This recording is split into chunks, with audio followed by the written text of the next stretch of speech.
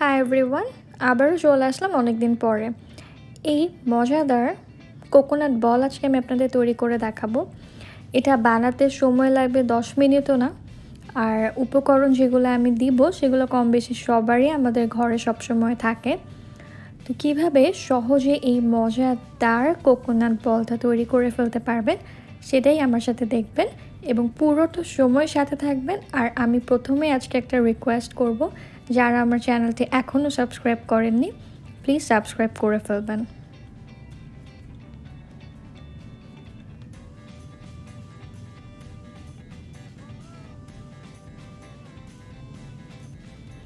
এটা বানানোর জন্য প্রথমে আমি একটা চুলায় হাঁড়ি বসিয়ে দিলাম।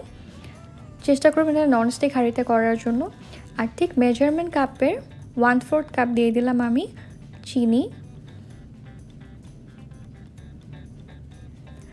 এবার দিয়ে দিচ্ছি 1/4 কাপ পরিমাণ কনডেন্স মিল্ক। চিনি আর কনডেন্স মিল্কটা এখানে বাড়িয়ে কমিয়ে দিবেন যদি আপনারা এখানে নারিকেলটা কম বেশি করে দেন। এবার দিয়ে দিচ্ছি 1/2 কাপ পরিমাণ দুধ। এখানে আমি পাউডার দুধটাকে গুলিয়ে নিয়েছি, আপনারা চাইলে এখানে জাল করা গরুর দুধও ব্যবহার করতে পারবেন। এবার এটা আমি খুব ভালো মতো নেড়ে চেড়ে নিব এবং বলেছি প্রথম থেকেই শেষ পর্যন্ত চুলার আঁচটা একদম মিডিয়াম লো হিটে থাকবে। তো এটা আমাদের নেড়ে চিনিটা গলে যাওয়া পর্যন্ত অপেক্ষা করতে হবে।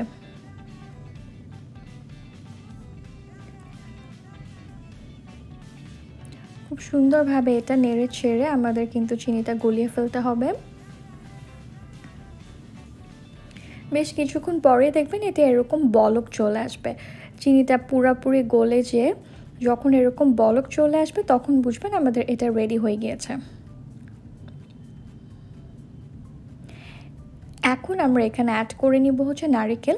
এখানে আমি গুঁড়া নারিকেলটা ব্যবহার করছি, যেটা যে কোনো দোকানেই পেয়ে যাবেন।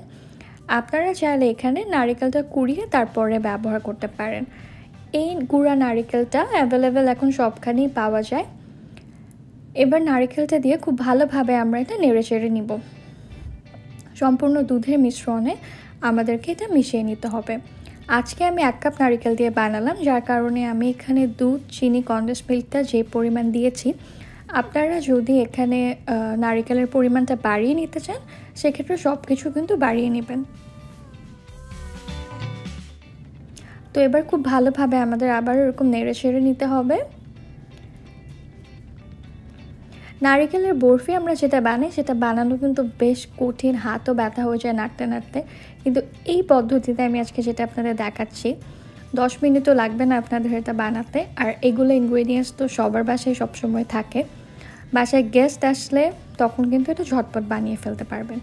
এবার ঠিক নামানোর আগ মুহূর্তে আমি এখানে দিয়ে দিব হচ্ছে 2 টেবিল চামচ পরিমাণ বাটার। আপনারা চাইলে এখানে বাটারের পরিবর্তে ঘিও ব্যবহার করতে পারেন, কিন্তু এখানে তেল ব্যবহার করা যাবে না। এবার বাটারটা দিয়ে খুব ভালোভাবে এটা আবারও মিশিয়ে নিব। বাটারটা দিয়ে যখন নাড়তে থাকবো এটা কিন্তু অনবরত নাড়তে হবে। দেখবেন আস্তে আস্তে প্যানের গায়ে ছাড়া স্টার্ট করেছে।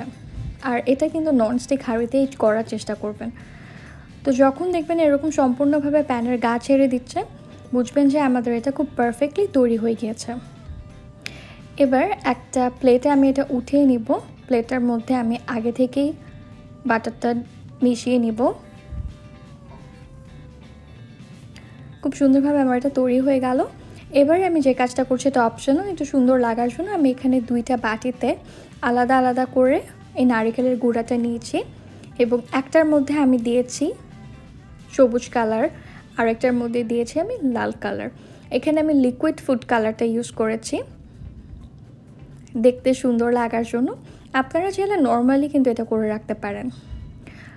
তো এই গুঁড়া নারিকেলের মধ্যে রং মেশানো হয়ে গেলে এবার হাতের মধ্যে আমি একটু বাটার মিশিয়ে এরকম গোল গোল করে আমরা বল শেপ করে নিব। 2 হাত দিয়ে কাজটা করবেন এবং আলতো হাতে কাজ করবেন, বেশি চাপাচাপি কিন্তু করা যাবে না। আর এটা হালকা গরম থাকা অবস্থাতেই কাজটা করে নেবেন। এভাবে করে গোল গোল করে আমি সবগুলি বানিয়ে নিব। তো যদি কেউ চান এটা এভাবে করেই কিন্তু খেতে পারেন। এভাবে করে খেতেও খুব মজা, বাচ্চারা কিন্তু খুবই পছন্দ করে এই নারিকেলের বলটা খেতে। ঠিক এরকম গোল করে আমি এটা বানিয়ে নিয়েছি। এবারে যে কাজটা করছি, আমাদের এই বলগুলো আমাদের সেই শুকনো রং মাখা নারিকেলের মধ্যে গড়িয়ে নেব। দেখুন এরকম হালকা করে গড়ালেই দেখবেন সব দিক থেকে নারিকেলটা খুব সুন্দরভাবে লেগে যাচ্ছে।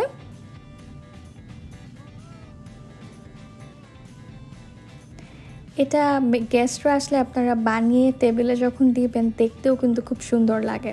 আমি আপনাদের একটা কাছ থেকে দেখাচ্ছি। এভাবে করে নারিকেলের গুঁড়াগুলো খুব সুন্দরভাবে উপর থেকে ছড়িয়ে পুরোটা বলের মধ্যে গড়িয়ে নেবেন।